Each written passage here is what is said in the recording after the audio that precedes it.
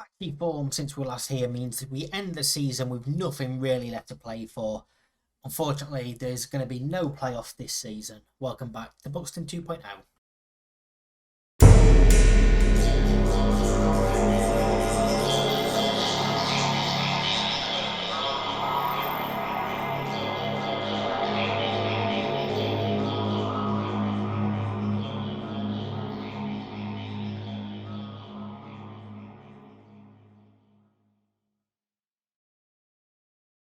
Yes, welcome on back. We are unfortunately 7 points off of seventh place with 2 games left to play, so we cannot get the playoffs anymore. And it's because of this pretty poor run of form towards the end of the season. To be fair, it's a decent run of form. It just wasn't good enough. We gave ourselves too much to do after that poor, start of the season up until this turn of the year, really. We obviously beat Oldham 3-0 in our last episode. We then lost 3-1 to Altrincham. Pennant scoring for us, 2 from Manny Norkett, 1 from Gamble, giving Altrincham the victory. We drew 1-1 with Halifax, who of course were in the playoffs. Jordan Green put them 1-0 ahead, figure out equalising for us before beating Bournemouth 2-1. 1 from Bell, 1 from Pennant, enough to score. Eastpool 1 back, but we hold on for the victory. Pennant also scored in a 1-1 draw against Solihull Moors, a 94th minute goal from Jordan Clark. In hindsight, is probably a goal that meant we can't get the playoffs. If we'd have won that game, we'd still be in with a shout. We did beat Dover 4-1 though. Norris getting in 1, as did Stewart, and 2 from Sam Bell, across there scoring for them, before losing 2-1 to Fylde. In another game that we could look at, in one that we threw it away, we're 1-0 up thanks to Figueroa. 2 late goals from Coleman and Loft, giving Fylde the victory. We did win 2 in a row there, beating Bromley 4-2, Simpson Pussy and Paya both scoring before 2 late goals from Pennant, giving us the victory after 2 from George Alexander had equalised for Bromley. We also beat Eastleigh 2-1, Johnson and Gray scoring either side of Tristan Abraham's goal to give us the win. Lost 3-0 to Southend, who of course are battling for the title. Robinson, Okoflex and Corker all scoring, and the last time out we drew 1-1 with Boston. Harrott scoring with Pennant getting the equaliser. There you can see defeats against the like of Altrincham, who have been relegated, are very, very disappointing. Draw against Boston, disappointing. Teams that we should have been getting results against, we didn't. So it does mean we cannot get the playoffs now. 7 points behind with 6 left to play for. But Barnet, Rochdale, Halifax, Fylde, Gateshead and Hartlepool all still yet to confirm their place. We are playing Rochdale and Hartlepool in today's episode, but we're going with a rotated team quite drastically. So for our game against Rochdale here, Christie gets his chance in goal. Lull, Houghton, Pepper and Salmon are the back four. Dixon is the only real, first teamer that's playing this time around. He's recovering from broken ribs. This will be his first game back since that last episode where he went off injured. He completes a midfield of Gray, Alcock and Tazdemir. Figueroa and Azabi are up top. Figueroa also recovering from a knock. He can play 45 minutes. He has been one of our better strikers this season. His loan is obviously up at the end of the year. He does have another year on his contract at Rochdale, but we'll see what we can get out from him in the end of this season. Similar to when we had Wheatley here on loan, he's not our player, so if he gets a long-term injury, we don't really have to worry about it. I know it's terrible to be thinking like that about a lone player. He's a human being after all, but we are going to get every last bit out of him. I would like to have him here next season as well. He is a player that I do very, very, really, really like. I won't lie. But, he's not really going to have the supply in this game for us to really do much. It will be a Rochdale victory, and probably a comfortable Rochdale victory as well. But we've seen it before in previous years when we've not really had anything to play for at the end of the season. We like to give some of the younger players a run out, give them some taste of first team football, try and help their development along as Tristan Lloyd does put Rochdale 1-0 up 6 minutes into this game. Free kick from Whit Stanley out right hand side. He gets above two players to head home. Poor from both defenders and from the goalkeeper, really, to allow Rochdale to get that goal in there. We probably should be on cautious, to be fair. But yeah, like I say, I'm not really expecting anything out of this team here today. I would quite like to see the likes of Dixon, Alcott, Tasmir, Figueroa put in decent performances. But, you know, they are senior players in this team, full of young players. It's going to be very, very tough for them. With no real support. So, yeah, it's just a nice run out for some of the lads. See what they can do. You know, maybe a couple of the younger players can impress. They're not particularly at the moment, but you know, who knows? Who knows? As we come towards half time with it only 1-0 at the break, I expected a lot more. I'm gonna, you know, keep telling them to relax. Absolutely no pressure on them at all. I've ruined everything. I shouldn't have done anything. I've ruined them all. We were in decent morale. After the first bit of team talk, after the second bit, we've ruined it. Whit Stanley's corner comes in, it's headed clear back out to him. First time ball in, Houghton heads clear this time. Amiobi pulls one across. Akinde should score, doesn't score with the second attempt either. Christie saves, and Akinde with his third attempt does finally get the goal. It is 2-0 to Rochdale just after the half-time break. Simple stuff, really. Amiobi beats his man, gets the ball across. First one saved, second one saved, third one is a tap in. And, you know, if you're going to strike a three chances to score, they're going to score. Christie, you know, probably should have pushed it out for a corner. But, you know, it's a learning experience for a lot of them. We are going to go make some changes here on the hour mark. Gray will switch with a Zabi and come off. No, he won't, because we want to take off Figueroa for Stewart here. Houghton is having a poor game, so Marlon will come on for him. And we will take off Tasmir for McCoy. All three changes made there. Like I say, not expecting anything at all after this game. If it wasn't the end of the season, there wouldn't be an episode here. We'd have just gone straight on to the next one.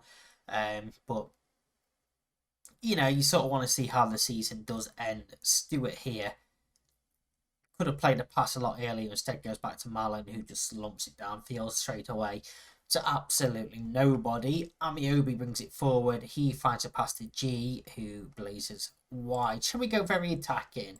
And shall we encourage? Let's see if we can get something, shall we? Pepper now also into a negative match rating. His Alcock, it's blocked. And now there's a potential counter-attack on for Rochdale. Salmon doesn't get there before Akinde, who has space to run into, cuts inside, beats his man with ease, and finds the back of the net for 3-0. We probably shouldn't have gone very attacking. We'll go back to cautious. Yeah, like, it doesn't bother me that much at all. I know you guys probably want to see us win, see, you know, attacking play from us. But it's the end of the season. Like I say, we've got absolutely nothing to play for at all. So we'll let them do what they want, really. I wouldn't mind Rochdale out of this league, as Mali hits an effort from range wide of the post. Fans are leaving the ground. We will demand more. You know, even though we don't expect much, as Abby is anxious, don't expect much for them. We have to make sure the players know they're not going to get an easy ride. Yeah, if they aren't playing well, they will be called out for it regardless. As Akinde is in once again, fires wide. So the likes of Pepper and Houghton, you know, they will have stern words, as will Salmon and Zabi. Because, you know, like I say, you not expecting much, but I'm expecting better than they put in. You know, hopefully it'll help their development a little bit as well. being told, that they can improve in certain areas. And that's what we're going to try and help them do.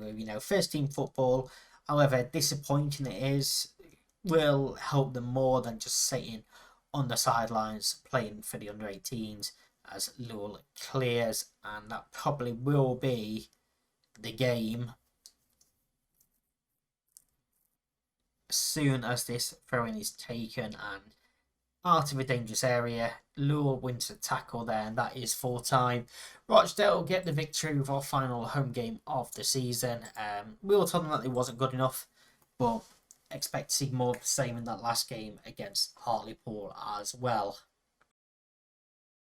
So just a one change from last time out. Malin comes in at centre back in place of Pepper.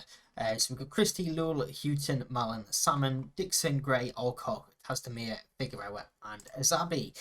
We've been unable to extend Figueroa's loan as well, so this is probably his last game for the club. But we will try and look at bringing him in the future because he has been wonderful.